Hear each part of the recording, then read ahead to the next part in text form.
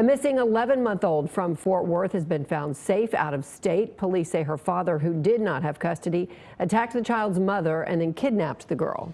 The manhunt by Fort Worth police officers started late last night. Police say the child was abducted from an apartment complex in North Fort Worth near Roanoke, launching an Amber Alert that may have awakened you during the middle of the night.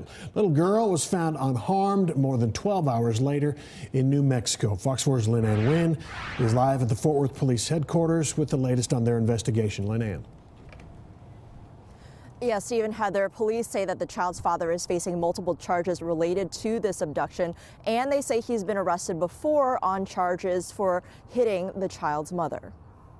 11-month-old Harmony Rodriguez found safe out of state after a 15-hour manhunt for her father, 26-year-old Lancelot Dawkins. Police say Dawkins was fresh out of jail when he went to his ex-girlfriend's apartment on the 13,500 block of Little River Road. Mr. Dawkins took Harmony.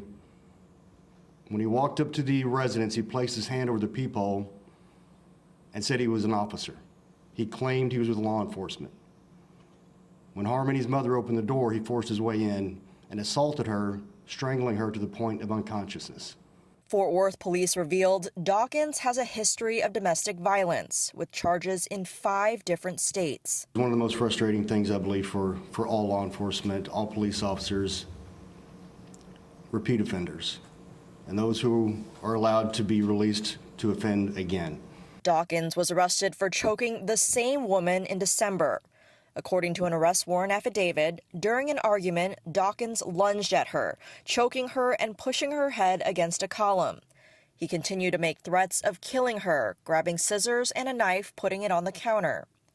Authorities say he bonded out of the Tarrant County Jail in January, fled Texas, and was booked into jail again on Wednesday.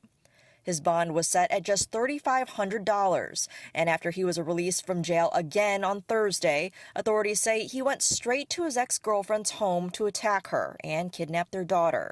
Our criminal justice system is set up in such a way where that, unfortunately, is a reality for us. Fort Worth police say on Friday they received information that Dawkins was at an address in Edgewood, New Mexico, and contacted police there, who then located the white Jeep Wrangler Dawkins and the child were in, arresting him and getting the girl to safety.